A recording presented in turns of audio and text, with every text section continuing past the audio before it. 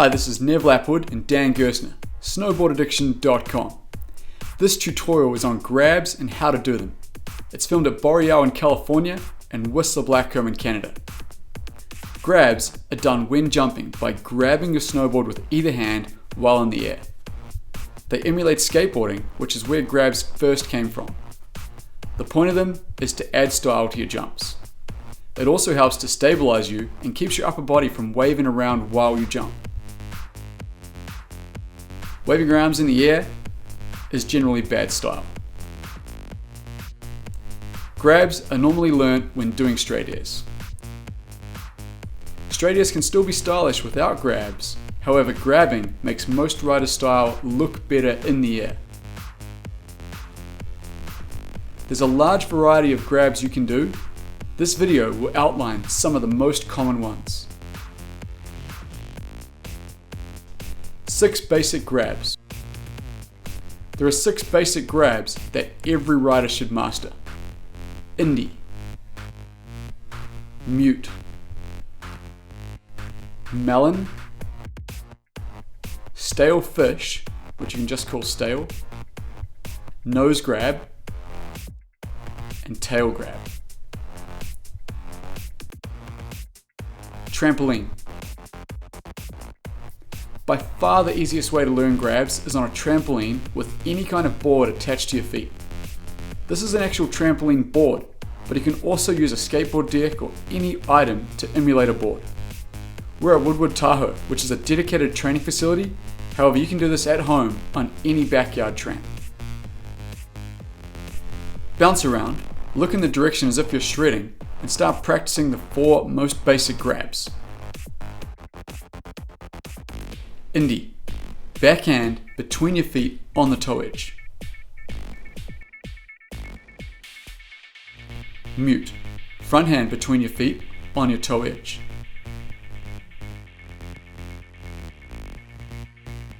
Melon, front hand between your feet on your heel edge.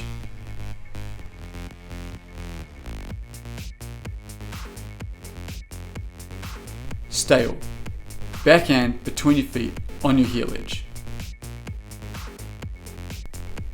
The key for grabs is that you need to be compact in the air, flexing at your hips and knees to bring your board up close to your body.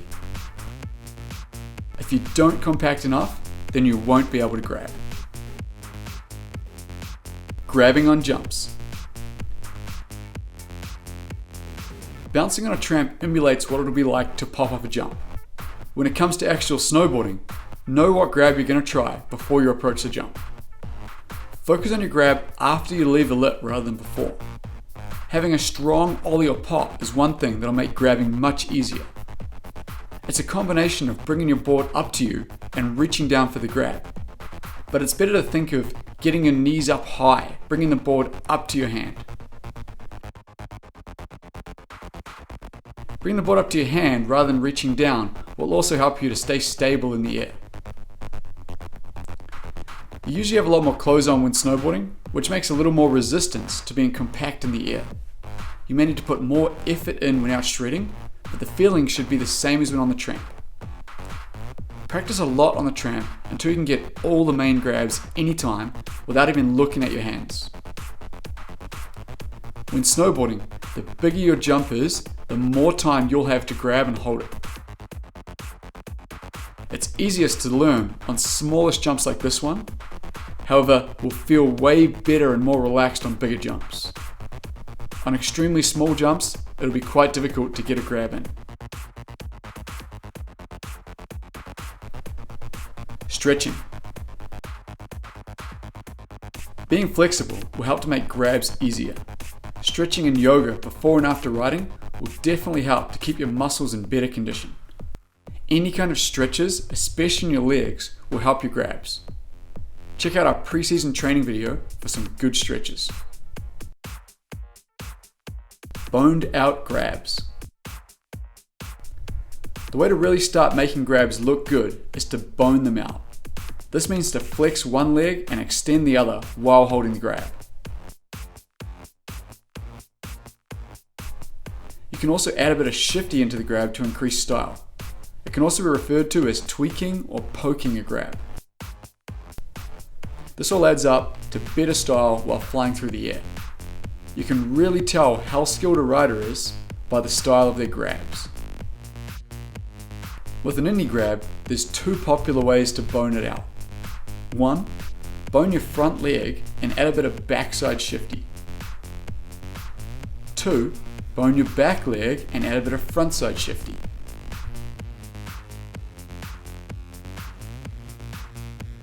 You can see there's a big difference in style with boned out grabs versus a standard Indy grab. With a mute, it's popular to bone the back leg down and do a frontside shifty like this. With a Melon, it's common to extend your front leg and add a little backside shifty. With a Stalefish, it's common to extend your back leg with a frontside shifty like this. The boning and shifties and grabs can either happen simultaneously as you grab, or you can grab first, then bone it out. We have a whole video dedicated to learning shifties, so make sure you check out that video first. Nose and tail grabs. Nose and tail grabs are initially the most difficult of the 6 main grabs, because you need to make a lower body adjustment in the air to be able to reach your nose or tail. This is pretty much a boned out movement before you can even grab. For a nose grab, you have to extend your back leg down while flexing your front leg in. Your upper body remains neutral. Don't try to bend down with your upper body to reach the nose grab. Instead, bring the nose of your board closer to you by doing this lower body adjustment. When snowboarding, start by trying what I call the vertical shifty. While in the air, don't even try for the nose grab, but flex your front knee while straightening your back leg. This will create the exact same movement for your lower body of how to do the nose grab. This isn't a move you'd actually do for style, it's just a tactic you can try for learning the nose grab. Then use the exact same movement, but grab the nose of your board.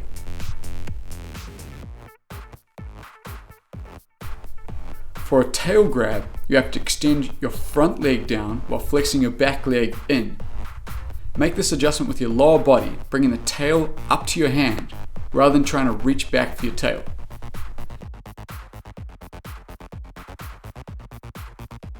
Try the vertical shifty exercise first,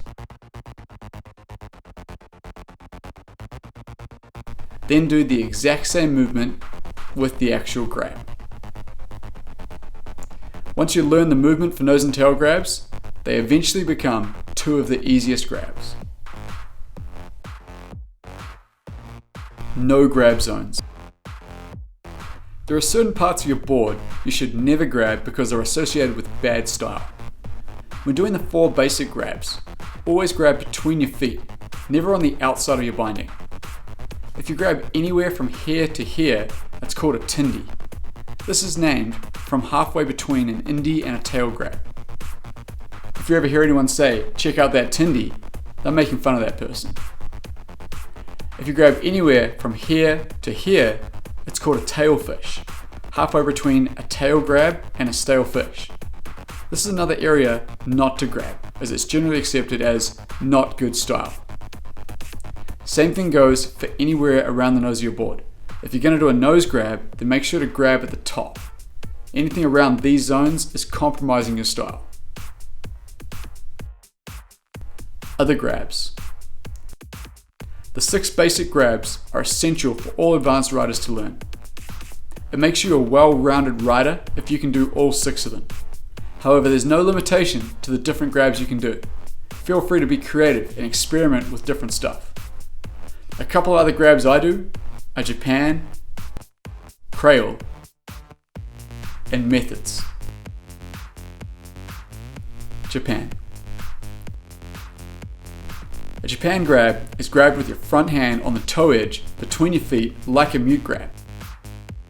However, the difference is that with the Japan, your front knee tucks on the inside of your arm and you extend both legs up behind your back.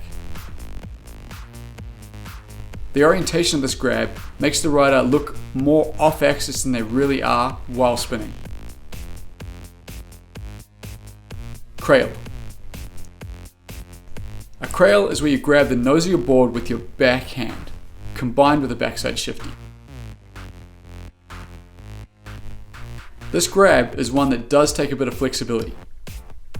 Like a regular nose grab, you bring your board up to your hand rather than reaching down with your upper body, and like any other grab, it's far easier to learn this on a trampoline before trying to take it to the snow. The Crale is also one grab where it's acceptable to grab in your no grab zone, as it actually looks good here. Method. A method is the most famous grab in snowboarding and probably the most famous trick of all time. For this reason, we have a whole video dedicated to learning methods, so check out our method tutorial to learn that grab. Grabbing spins. Learn grabs on straighties first, then try adding them to spins. A 180 is usually the obvious choice for your first grab spin. Make sure you've got plenty of pop from the jump, as this helps to bring your legs in compact within grabbing distance from your hand.